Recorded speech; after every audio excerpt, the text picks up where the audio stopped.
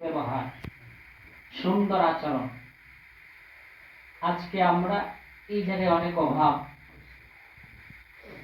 সর্বস্তরের মানুষের কাছে কম বেশি আমল আছে, কিন্তু সুন্দর ব্যবহার অভাব।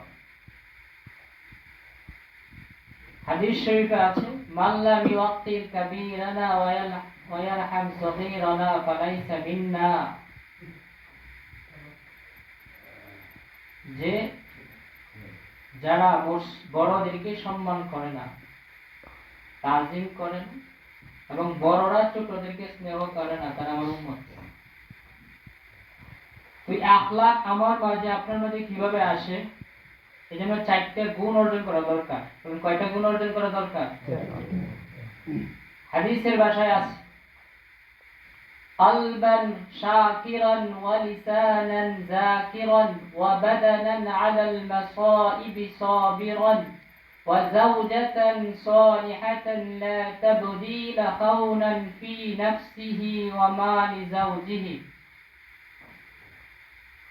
4টা গুণ আমাদের মাঝে আছে কিনা?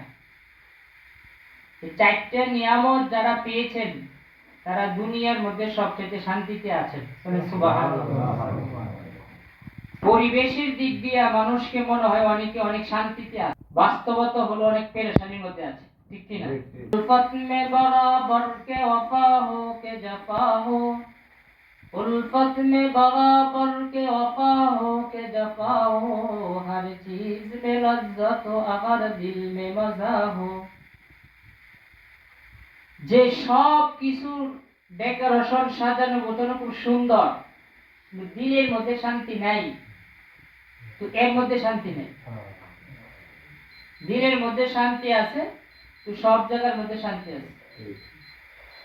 তো 1 নাম্বার গুণ হলো কলবান শাকিরান।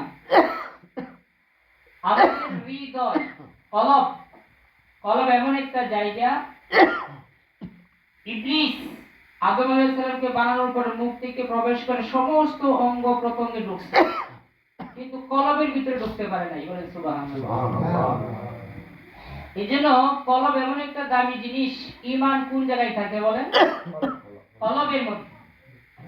নামাজের মধ্যে অঙ্গ প্রত্যঙ্গ সব ঠিক আছে, কিন্তু মন নামাজে নাই। এই নামাজের দাম নাই। আমার হাত একটা ছোটা বা আমার মাজুরের কারণে, দুর্বলতার কারণে অনেক সুন্নত আমি মানতে পারতেছি না, কিন্তু আমার দিলটা আল্লাহর সাথে সম্পৃক্ত হয়ে আছে। বলে সুবহানাল্লাহ। এই নামাজের অনেক দাম বেশি। অর্থাৎ কলব, তো কলবান শাকিরান, যে এমন একটা কলব মেহনত করে তৈরি করা, যেই কলব, যে দিল সব সময় আল্লাহর শুকরিয়া আদায় করে, আল্লাহর কৃতজ্ঞ আদায় করে। বলে সুবহানাল্লাহ। যে অবস্থায় আছে সর্ব অবস্থায় আল্লাহ তাআলার প্রশংসা করা, যে আল্লাহ তাআলা আমাকে বানাইছেন, আমাকে খাওয়াইতেছেন, যে অবস্থায় আছি সেই অবস্থাতে সর্ব অবস্থায় আল্লাহর প্রতি শুকরিয়া আদায় করা। বলে সুবহানাল্লাহ। 2 নম্বরে লিসানান যাকিরান, এমন একটা জিহ্বা, এমন একটা জবান, যেই জবান সব সময় আল্লাহর জিকির করে, আল্লাহর স্মরণ করে।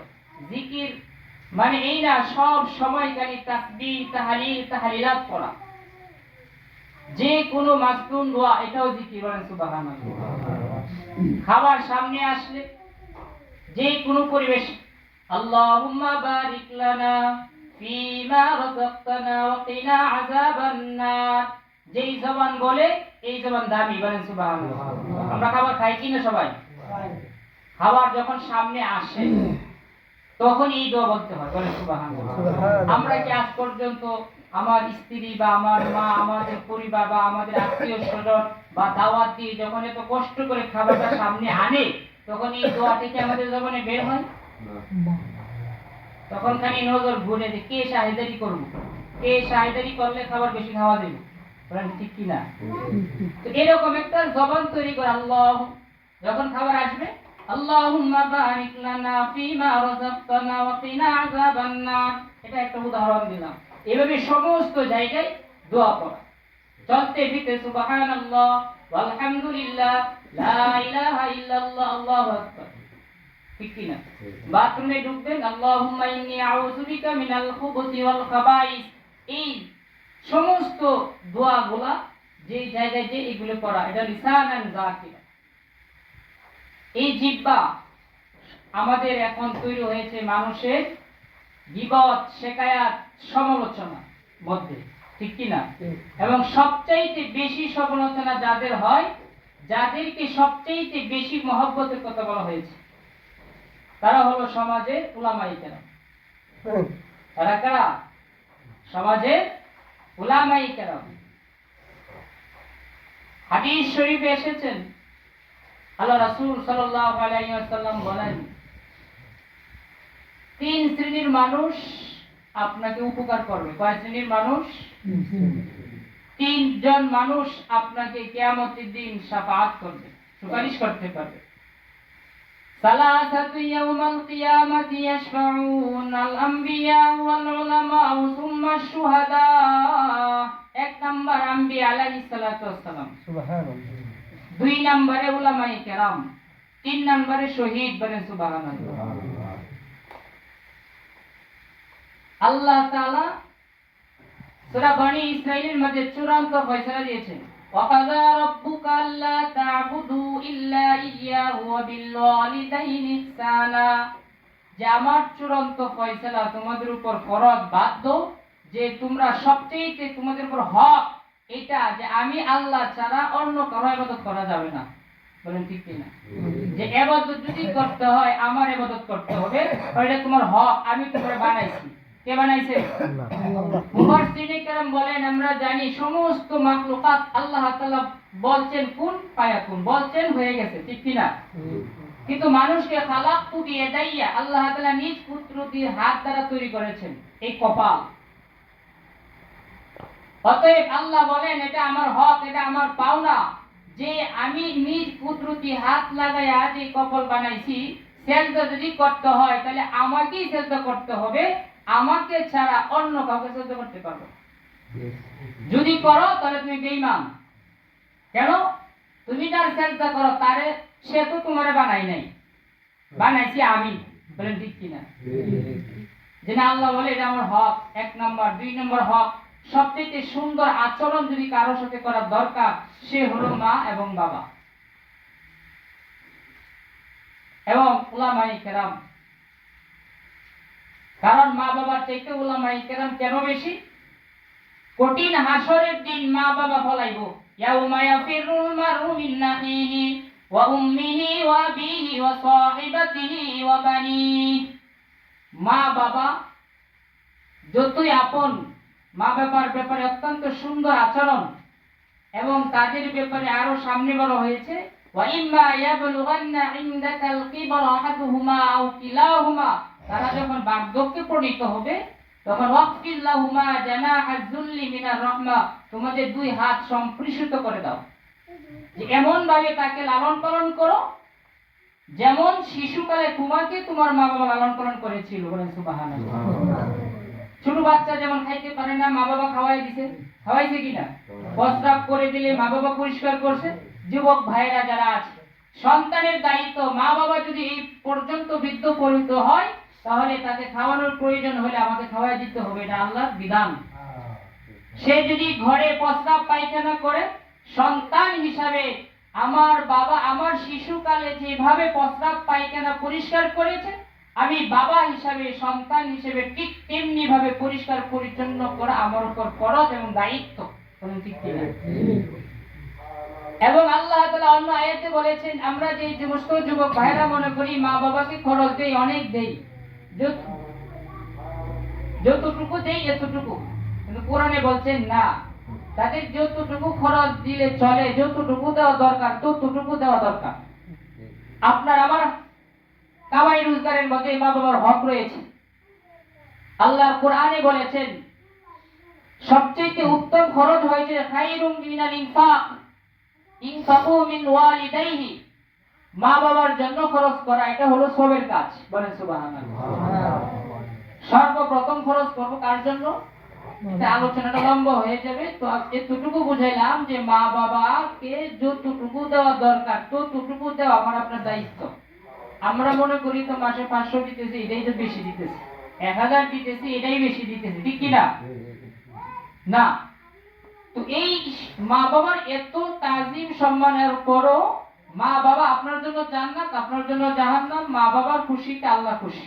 এত কিছুর পরও মা বাবা কিয়ামতের দিন ইয়ামওয়া ইয়াফিরুল মারউ মিন নাফিহি ওয়া আম্মিহি ওয়া উম্মিহি ওয়া আবি, এই মা বাবাও কি করবে? কিয়ামতের কঠিন ভয়াবহ দিকে পালাইব।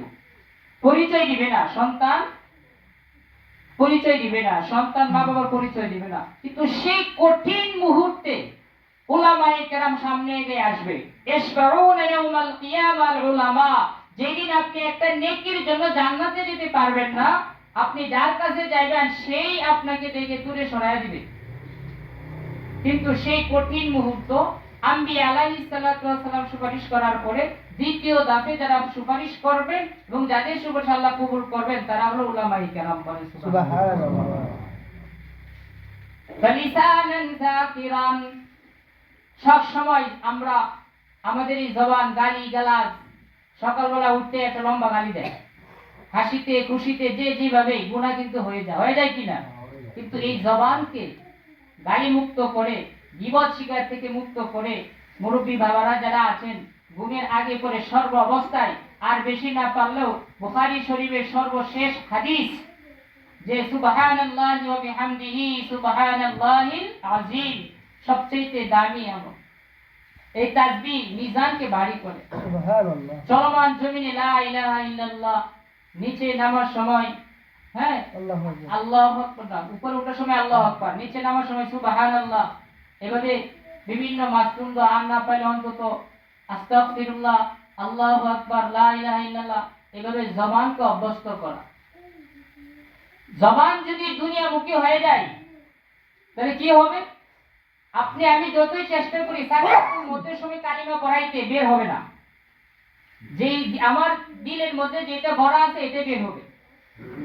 আমার এক হুজুর বলেছিলেন যে এক দানের ব্যাপারী মরার সময় কালিমা পড়াইতেছে, লা ইলাহা ইল্লাল্লাহ, তো কালিমা পড়ে না। সে শুধু বলে লাভেরই লাভ, বলে লাভেরে লাভ। যারা দানের ব্যবসা করে কিন্তু আগে কিন্তু 100 সালসা বিষয় মানে 1-2 গ্রন্থ না, তো লাভেরই লাভ, পাল্লা ধরে আর মারে। আর দানের ব্যাপারীতে সবচেয়ে দামি হইলো যে যে যত বেশি ঠগাইতে পারে, যে দান কিনার সময় আপনি 1 মণ দান কঠিন ভাবে মাপতে দিবেন, কিন্তু পাইকারি নেওয়ার মধ্যে কোনো হইছে, তো সে সারা জীবন লাভেরই লাভ করছে, তো মরার সময় কালিমা পড়া এই লাভেরই লাভ। তো দুনিয়ায় তো এই থেকে এখন থেকে জবান চালু করা। 3 নম্বরে বাদানান আলাল মাসাইবি সাবিরান, এমন একটা শরীর তৈরি করা যে শরীর, যে বদন সর্ব অবস্থায় অসুখ বিসুখ যা হয় আল্লাহর উপর সবর করা, ধৈর্য ধারণ করা। 4 নম্বরে জাওজাতান সালিহাতান, এমন একজন স্ত্রী, নেক স্ত্রী যারা পেয়েছেন, যে স্ত্রীর গুণ হলো লা তাবদিলা খাউনান ফি নাফসিহা ওয়া জাওজি মালিহি, যে স্ত্রী আপনার অবর্তমানে, আপনার অনুপস্থিতিতে তার ইজ্জতের খেয়ানত করে না এবং স্বামীর মালের খেয়ানত করে না।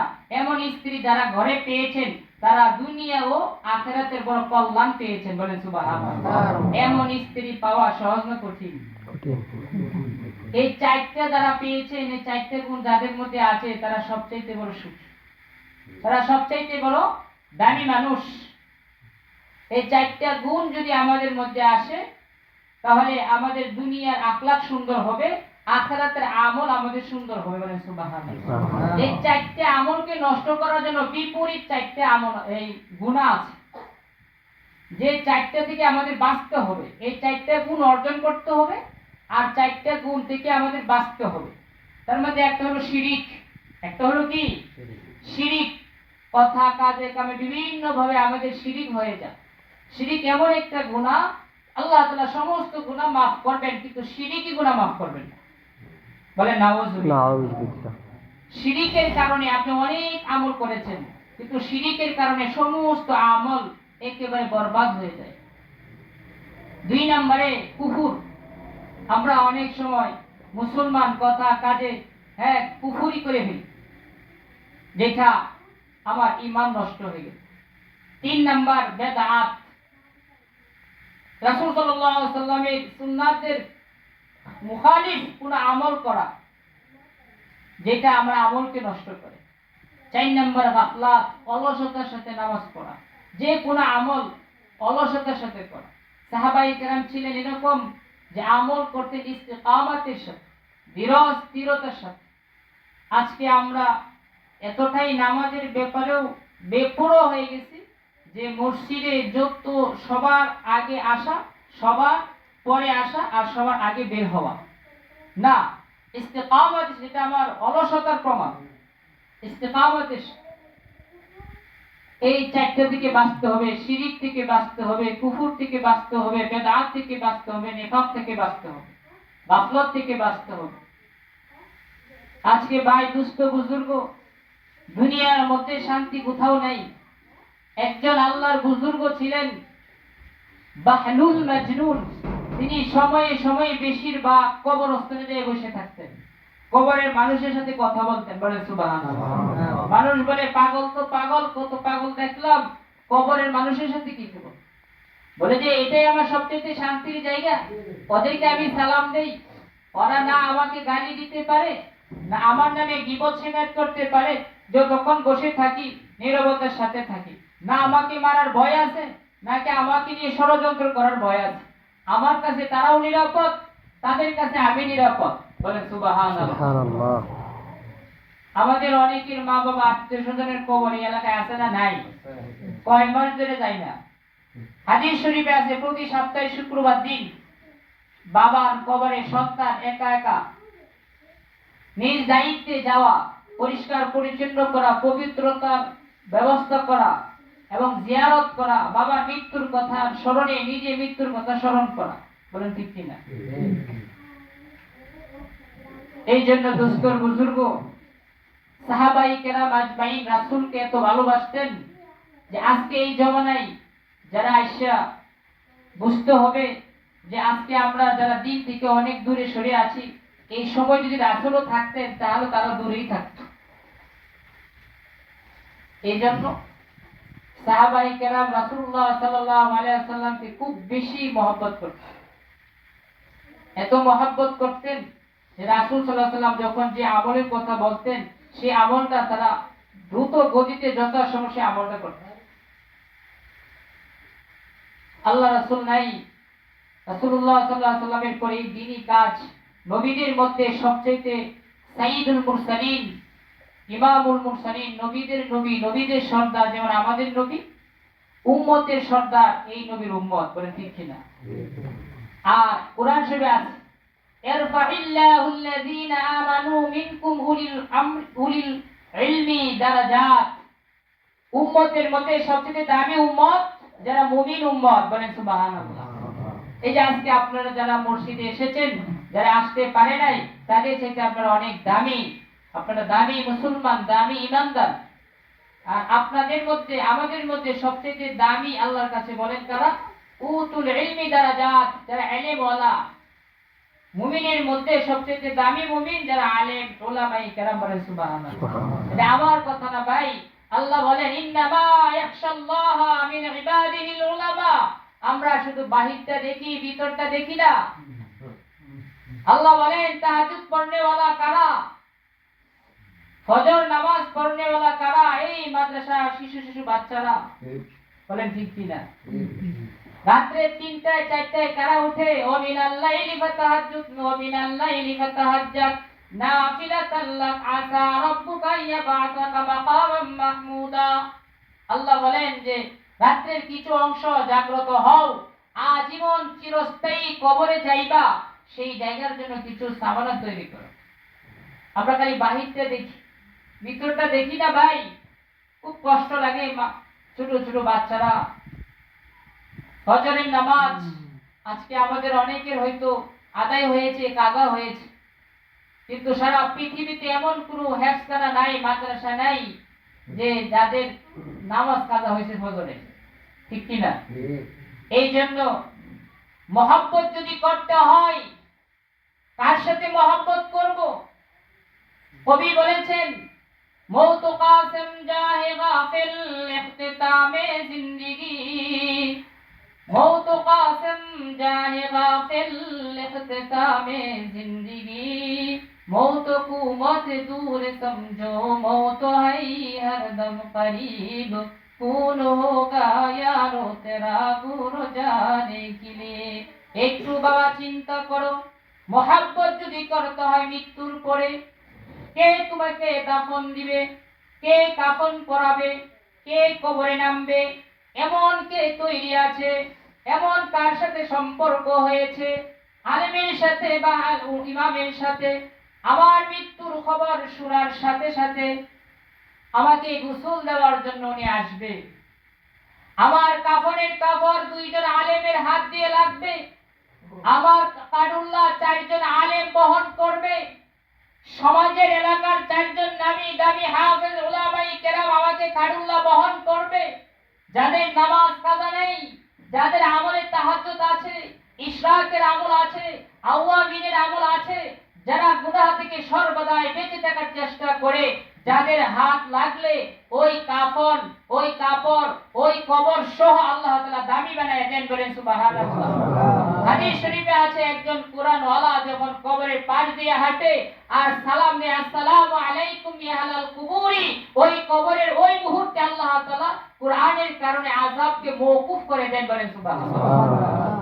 আরো বুঝার জন্য বলি, একজন চোর, বিখ্যাত চোর, সে দেখতেছে যে আমি মরে যাব, জীবনে অনেক চুরি করেছি, তার স্ত্রীকে সে ওসিয়ত করছে যে আমার তোমার পেটে যে গর্ভে বাচ্চা আছে, আমার মৃত্যুর পরে সে ছেলে হোক আর মেয়ে হোক তাকে মাদ্রাসায় পড়াইবা, বলেন সুবহানাল্লাহ।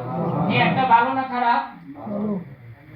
আল্লাহর বুজুর্গ বলেন মরে যাওয়ার পরে তার ছেলে সন্তান হয়েছে, স্ত্রী ওসিয়ত অনুযায়ী 4-5 বছর বয়স হইতেই মক্তবে পাঠায় দিচ্ছে। এই দিক দিয়ে তার কবরে আযাব হইতেছে। আল্লাহ ফেরেশতারে বললেন যে অমুকের কবরে আযাব মাফ করে দেন, মাফ করে দাও, বলেন সুবহানাল্লাহ। ফেরেশতারা বলে আল্লাহ ও কত মানুষের হক নষ্ট করছে, তার কবরে আযাব হইতেছে, তাহলে হঠাৎ করে এমন কি সে আমল করেছে তার আযাব মাফ করে দিন? বলে ফেরেশতারা আমি যা জানি তোমরা তা জানো না, আমি যা দেখি তোমরা তা দেখো না।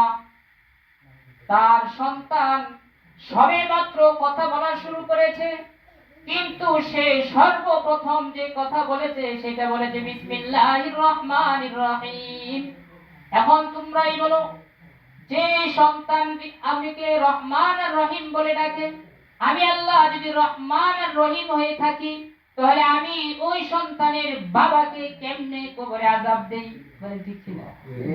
যে তার সন্তান দুনিয়াতে আমাকে রহমান বলে ডাকতেছে আর আমি আল্লাহ তার কবরে আযাব দিতে পারি না, বলে সুবহানাল্লাহ।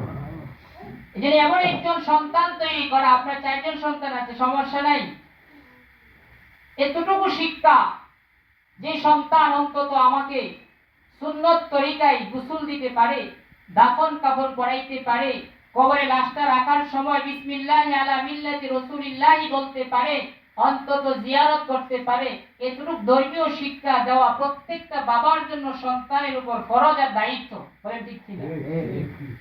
আজকে যদি আমার একটা সন্তান কুরআনওয়ালা হয়ে যায়, 2 দিন 3 দিন পরে সবাই ভুলে যাবে, কিন্তু ওই সন্তান ভুলবে না। যখন নিশিরাতে পশু পাখিরা যার যার আপন ঠিকানায় ঘুমাবে, কিন্তু ওই সন্তান ঠিকই আপনার জন্য দাঁড়িয়ে নামাজ পড়ে পড়ে আল্লাহর দরবারে রুনাজারি করবে আর কাঁদবে আর দোয়া করবে। এই জন্য আমরা এই বয়সে যারা কোরআন পড়তে পারেন, আলহামদুলিল্লাহ মসজিদে বয়স্ক ক্লাস হয়, আপনারা সুবর্ণ একটা সুযোগ পেয়েছেন, কোরআন শরীফ শিখবেন। সবচেয়ে উত্তম ইবাদত, সবচেয়ে উত্তম জিকির তিলাওয়াতুল কোরআন, ঠিক কিনা?